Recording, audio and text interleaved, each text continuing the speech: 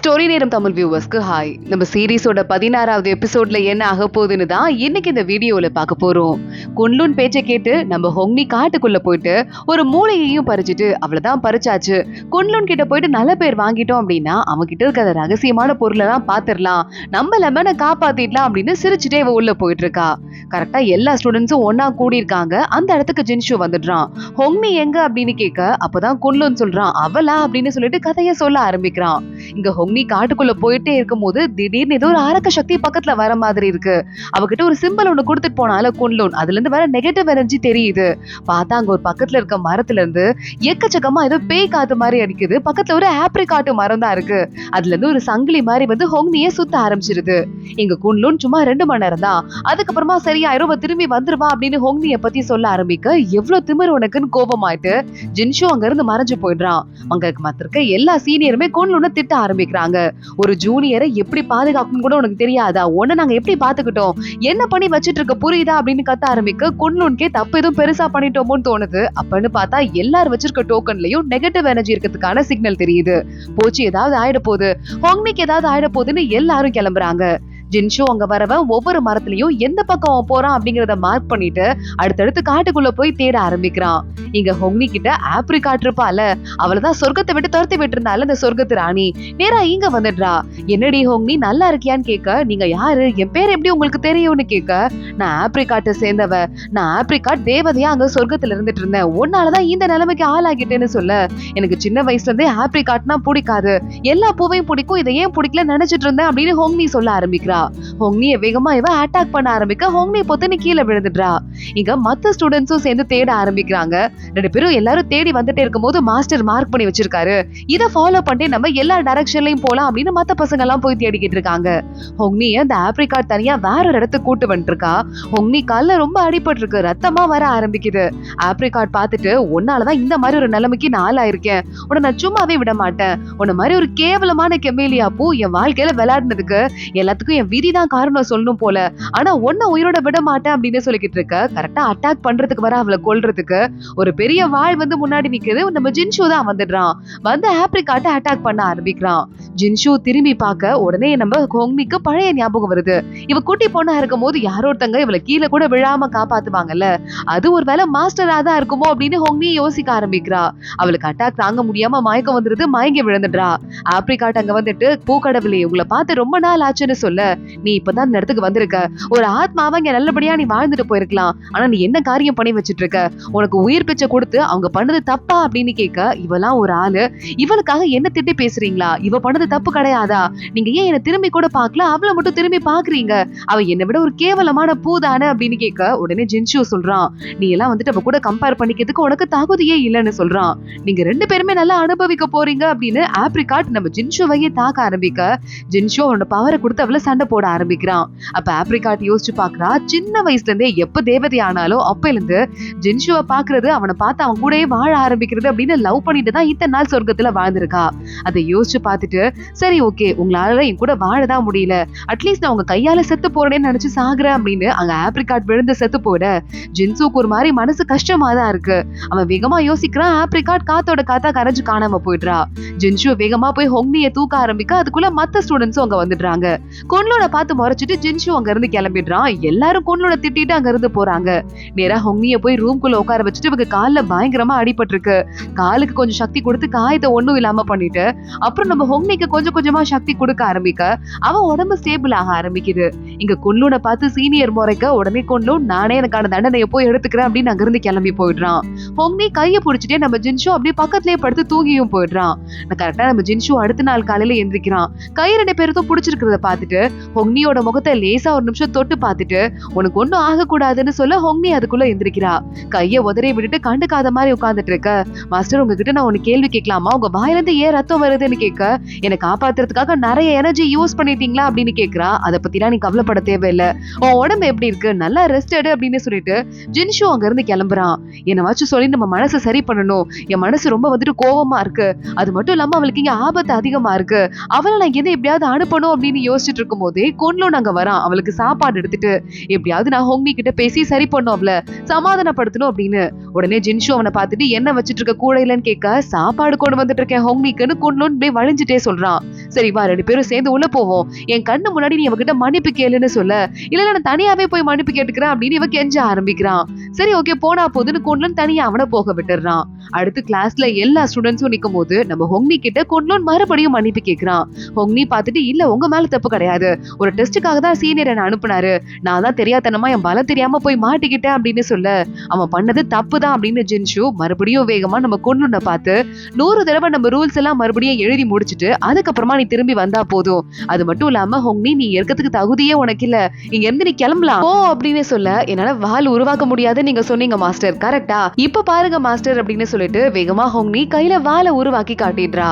எல்லாரும் ஷாக் ஆயிடுறாங்க, எப்படி அதுக்குள்ள இவளுக்கு இவ்ளோ பவர் வந்துச்சு அப்படின்னு. மாஸ்டர் நீங்க கண்டிப்பா இவனை தங்க விடணும், போக சொல்லவே கூடாது அப்படின்னு சொல்லிட்டு எல்லாரும் கெஞ்ச ஆரம்பிக்க, இப்ப மறுபடியும் ஜின்ஷுக்கு என்ன பண்றதுனே தெரியல. இவளை எப்படியாவது பாதுகாக்கணும் அப்படின்னு சொல்லிட்டு பார்த்தா மறுபடியும் இங்க தங்கிக்கிட்டு இருக்காளே அப்படின்னு சொல்லிட்டு இன்னும் ரொம்ப நர்வஸா இருக்கு ஜின்ஷுக்கு.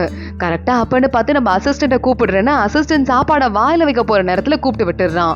அப்ப மறுபடியும் இங்கே தங்கிட்டா, இங்க ஸ்டூடெண்ட் அவர் ஆயிட்டா, நான் என்ன பண்றதுன்னு கேட்க, இதுக்கு மேல என்ன பண்றதுன்னா அப்படின்னு சொல்லிட்டு அசிஸ்டன்ட் வாயை திறக்க ஆரம்பிக்கிறான். நீ சொல்ல வரது எனக்கு ரொம்ப நல்லாவே புரிஞ்சிருச்சு, ரொம்ப தேங்க்ஸ் அப்படின்னு சொல்லிட்டு அங்கிருந்து நம்ம ஜின்ஷு நேரா கிளம்பி போக, நல்ல வேலை சாப்பாடாவது மிச்சம் ஆச்சுன்னு அசிஸ்டன்ட் சாப்பாடு போறான். கரெக்டா ஜின்ஷு வந்து ரொம்ப நாள் ஆச்சு சாப்பிட்டு அப்படின்னு அந்த சாப்பாடை வாங்கிட்டு போயிடுறான்.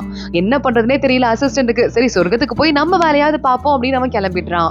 இங்க ஜின்ஷு அவனோட ஃபுல் பவரை காட்டி இந்த பக்கம் சுத்தி அந்த பக்கம் சுத்தி அவனோட ஃபுல் திறமையை காட்ட, சுத்தி நிக்கிற ஸ்டூடெண்ட் எல்லாம் நம்ம மாஸ்டர் இப்படி சண்டை போட்டு நமக்கு காட்டி எத்தனை நாள் ஆச்சு, நோட்ஸ் எடு ஆளுக்கு நோட்ஸ் எழுதிட்டு இருக்காங்க. ஆனா ஹோங்னி அந்த பக்கமா வரா, கொஞ்சம் கூட கண்டுக்காம இந்த பக்கமா அப்படியே கிளம்பி போயிட்டு இருக்கா. ஜின்ஷுக்கு ஒண்ணும் புரியல, ஏன் நம்மள பார்க்காமலே போயிட்டு இருக்கா, என்ன ஆச்சு நம்மள அவாய்ட் பண்றாளா, நம்ம எதுவும் ஹார்ஷா பேசிருப்போமோ அப்படின்னு அவன் பாட்டுக்கு யோசிக்க ஆரம்பிக்கிறான். ஆனா ஹோங்னி லெமனை எப்படியாவது கண்டுபிடிக்கணும்னு குன்லூனோட ஏரியா பக்கமா சுத்திக்கிட்டு டேய் லெமன் லெமன்னு கூப்பிட்டுக்கிட்டே இருக்கா. குன்லூன் அங்க வந்துடுறான். ஆமா எதுக்கு ஏன் ரூம் கிட்ட வந்துட்டு லெமன் லெமன்னு கூப்பிட்டு இருக்க, உனக்கு என்ன பிரச்சனை அப்படின்னு கேட்க, இல்ல திறக்கவே முடியல அப்படின்னு ஹோங்னி சொல்லி பாக்குறா. இதுக்கு வந்து என் கையில கார்டு இருக்கு அப்படின்னு 2-3 மேஜிக்க போட்டு திறந்துட்டு குன்லூன் உள்ள போறான். என்னையும் உள்ள கூப்பிடுறா அப்படின்னு கத்திக்கிட்டே உள்ள போக, அந்த பக்கம் போ அப்படின்னு குன்லூன் இவ்வளவு துரத்தி விட்டுறான். இதை ஜின்ஷு ஒளிஞ்சிருந்து பாக்குறான். குன்லூன் பின்னாடியே அவன் சுத்திக்கிட்டு இருக்கதை ஜின்ஷு கண்டுபிடிக்கிறான். கிளாஸ்ல கூட பார்த்தா பின்னாடி உட்காந்துட்டு அவனை நோண்டிக்கிட்டே இருக்கா ஹோங்னி. அதே மாதிரி பசங்க எல்லாம் குளிக்கிறதுக்கு வந்திருக்காங்க. அந்த இடத்துக்கு நம்ம ஹோங்னியும் வந்துட்டு இல்ல நீ போய் குளி, நான் கொஞ்ச நேரத்துக்கு அப்புறமா வரேன் அப்படின்னு குன்லூன் கிட்ட சொல்ல, ஜின்ஷு இதையும் அமைதியா பாத்துட்டு இருக்கான். ஹோங்னி கரெக்டா அங்க இருக்க நம்ம குன்லூனோட ட்ரெஸ் திருடிட்டு அங்க இருந்து கிளம்ப பாக்குறா. அதுக்குள்ள ஜின்ஷு வந்து அவளை பிடிச்சிடுறான். என்ன பண்ணிட்டு இருக்க, எதுக்காக அவளோட ட்ரெஸ் திருடுன அப்படின்னு கேட்க, அது வந்து இல்ல தண்ணியில ஏதோ ஓடிடுமோன்னு கவலையில தான் எடுத்த அப்படின்னு சொல்ல, ஜின்ஷுக்கு ஒரே குழப்பமா இருந்துட்டு இருக்கு. உனக்கு அவனை தான் பிடிச்சிருக்கா அப்படின்னு மனசுக்குள்ள யோசிச்சுட்டு, உனக்கு எதுக்காக அவன் பின்னாடியே போயிட்டு இருக்கன்னு கேட்க, ஒண்ணும் இல்ல சும்மா ஃபாலோ பண்ண, நிறைய கத்துக்க வேண்டி இருக்குல்ல அப்படின்னு நம்ம ஹோங்னி ஏதேதோ சொல்லி சமாளிக்க ஆரம்பிக்கிறா. ஜின்ஷு அங்க இருந்து நேரா கோச்சிட்டு கிளம்பி போயிடுறான். இந்த ஜென்மத்துல குன்லூனை செலக்ட் பண்ணிருக்காளா, எதுக்காக, அப்ப நம்ம ஒண்ணும் டம்மி ஆயிட்டோமா இங்க, எனக்கு ஒண்ணும் புரியல அப்படின்னு இவன் கோபத்துல இருந்துட்டு இருக்கா. இன்னொரு பக்கம் குன்லூன் நம்ம லூயாவை யோசிச்சுட்டு இருக்கான். அவளை எப்படி சமாதானப்படுத்துறது, எப்படி தங்க வைக்கிறது அப்படின்னு. கரெக்டா அங்க பூச்சுவும் இன்னொரு சீனியரும் பார்த்துட்டு இவன் காதல்ல எதுவும் விழுந்திருப்பானோ, ஆனா ஒரு பொண்ணுங்க கூட இங்க இல்ல, எப்படி காதல்ல விழுந்திருக்க முடியும் அப்படின்னு மாறி மாறி பேசிட்டு இருக்காங்க. கரெக்டா அந்த பக்கம் ஹோங்னி போயிட்டு இருக்கா. குறுன்னு பார்த்துட்டு குன்லூனையே எட்டி பார்த்துட்டு இருக்கா. இந்த 2 பேரையும் பார்த்துட்டு பூச்சு பக்கத்துல நிக்கிற சீனியருக்கு தலையே சுத்தி போயிருது. என்ன 2 பேரும் மாறி மாறி ஒருத்தங்கள குறுன்னு பாத்துக்கிறாங்க, வெக்கமா பட்டுக்கிறாங்க. இவ வந்ததுல இருந்துதான் ஒரு மாதிரி குன்லூன் ஆயிட்டான். என்ன நடக்குதுங்க, 2 பேரும் பசங்களாச்சு அப்படின்னு மூச்சு விட முடியாம சிரமப்பட்டுக்கிட்டு இருக்கான். இங்க குன்லூன் சாப்பிடாம கூட எப்படி அவளை இங்க தங்க வைக்கிறது அப்படின்னு கண்டபடி யோசிச்சுட்டு இருக்க.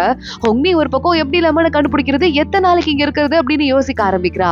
அப்ப அங்க பக்கத்துல குன்லூன் பக்கத்துல ஒரு சீனியர் கோவில் இருக்குல்ல, தேவதை கோவில், ரொம்பவே வந்துட்டு டல்லா இருக்கு, அதை போயிட்டு யாராவது சரி பண்ணா நல்லா இருக்கும், குன்லூன் நீ போறியாடா அப்படின்னு கேட்க, சரி ஓகே அப்படின்னு குன்லூன் அங்க இருந்து கிளம்பி கோவிலுக்கு போறான். கரெக்டா அப்பன்னு பார்த்து இந்த சீனியர் எனக்கு நிம்மதி கொடுங்க கடவுளே அப்படின்னு அங்க இருக்கிற சாமி கிட்ட, லூயாவோட சிலை தான் அங்க இருக்க சாமி கிட்ட கும்பிட்டுக்கிட்டு இருக்க.